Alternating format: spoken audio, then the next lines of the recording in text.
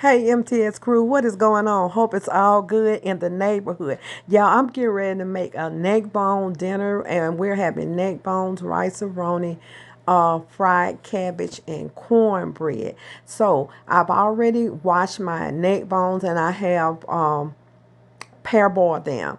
And I took them out of this boiler after I parboiled them, and I started all over again, which I always do this. And I'm just putting my onions, bell pepper, and celery in.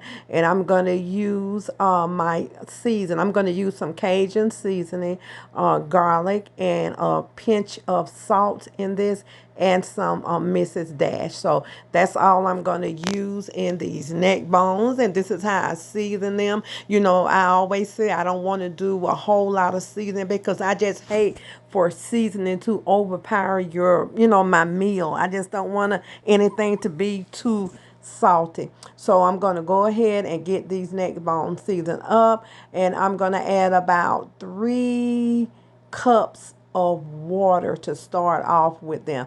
I like my neck bones are good and tender, so we're gonna let these cook. Now, at this point, after you parboil them, if you want to go ahead and put them in the stove and put you some barbecue sauce on them, you can do that. These are neck bones. You can barbecue them, and this was a inexpensive meal for us with the cabbage and the neck bones and the rice-a-roni. I didn't pay quite $20, and nowadays to get a meal for under $20 to feed about 4 or 5 people, that's good. It's just my husband and myself, but like I say, I always share. So I'm going in with my water. Now, y'all, this video is kind of going to be all over the place because I'm making things at different times. You're going to see me when I do my cornbread, and later on you're going to see the cornbread cooking, then you're going to see the cornbread done. Y'all, so this is my vinegar. I add vinegar to my neck bones. So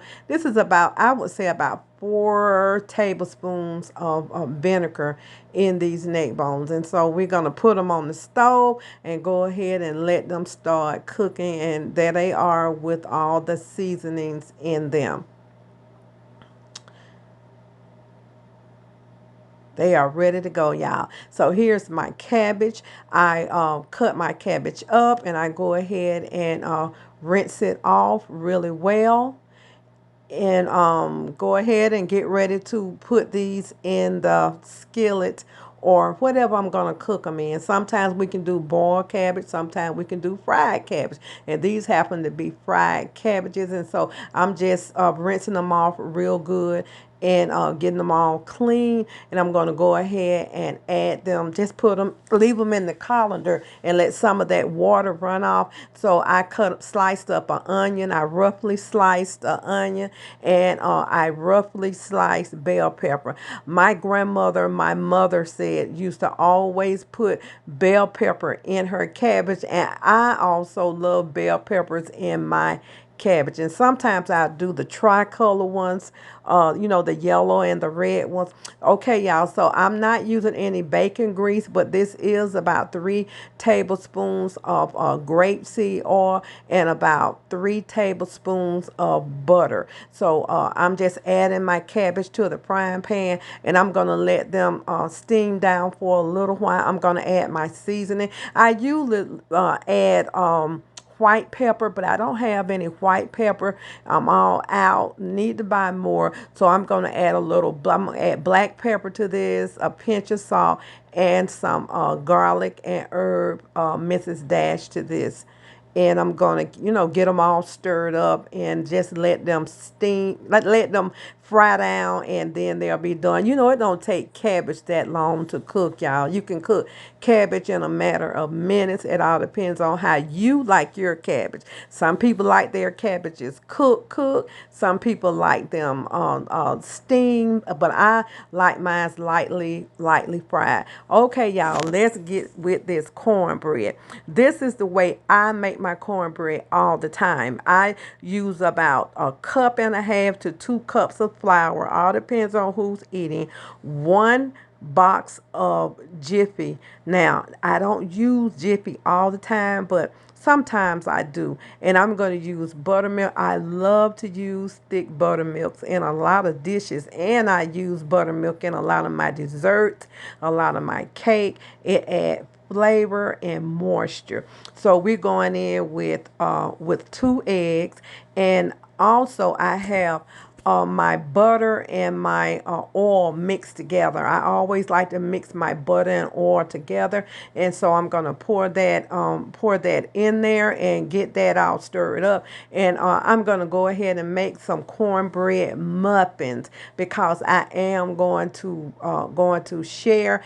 And I think I have enough food for us for a couple of days. And y'all, we don't mind eating leftovers. I know some people don't like to eat leftovers, but we don't mind. So there are our muffins. They're all in the pan, in our muffin tins, and they are getting ready to go. Okay, y'all. I told you we're going to be all over the place. Here's our cabbage. Our cabbage is cooking down. Maybe just a little bit longer, and they'll be ready to go ahead and take off the stove. Y'all, what y'all know about this? Do y'all still buy rice-a-roni, or do y'all still use rice-a-roni?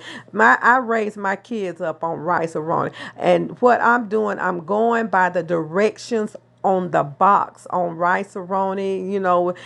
If you have another recipe for it, and you always can add your own recipes to these box rices and meals and cakes and stuff. So, but I didn't. But if you want to, you can chop up you a little broccoli or chop up some kind of vegetables to put in this rice-a-roni. Now, if you cook rice-a-roni before, you know that you have to let it brown a little bit. So I add my butter in here, and I'm just going to let it come to a brown. And you have to be careful because you don't want it to get too brown. Just a little, just slightly.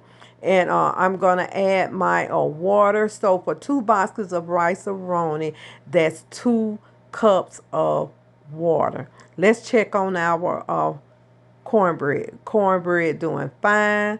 Be ready in a little while. And I always put my cornbread under the broiler for a minute. Okay, y'all, the rice-a-roni is ready to go. And I'm adding my 1 cup of water.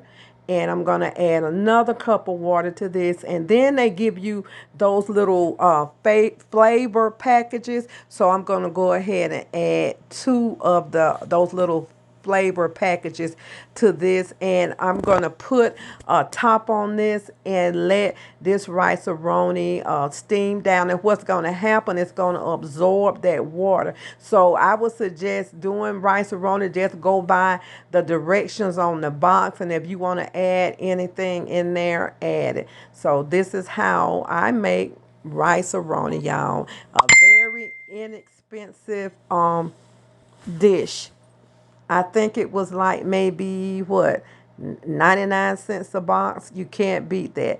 Okay, y'all, our neck bones have parboiled. So what I'm gonna do, what I did was put them in there. I let them boil, and then I took them out again because I wanted like a little slight gravy. So I always use this Dale seasoning. And y'all, you have to be careful with that seasoning because it is salty, and we are cutting back on salt. So I just use a little bit of Dale seasoning in here, and I'm going to use about 2 tablespoons of flour slurry. I don't want like a thick gravy on this, but I do want, just a little bit of gravy on here. So I'm just using flour slurry. And what I'm going to do, y'all, after I finish with the slurry, I'm going to get this all stirred up, make sure nothing is sticking to the bottom, and I'm going to just add my neck bones back to the pot. And once I add them back to the pot, I had some extra green onions left that I wanted to get rid of out of the refrigerator, because nowadays fruits and vegetables just don't last long. And so I try to utilize everything before it start going bad. So that's just one bunch of green onions that I'm using. I'm going to put the top on these and let them cook down. Now that part, y'all can put some, if y'all want to put them in the oven, when you parboil them, and put some barbecue sauce on them. They would be perfect. Here are our muffins. Our muffins are all ready and they're out. Y'all, here's our Sunday dinner. Rice-a-roni, cabbage, neck bones, and cornbread. Y'all, I hope y'all enjoyed this video. Please like, share, and subscribe. Tell a friend to tell a friend. I really would appreciate this. And this is a throwback meal, y'all. This meal brings back a lot of memories, especially with the rice-a-roni. Y'all be blessed. I thank y'all for watching, and bon appetit.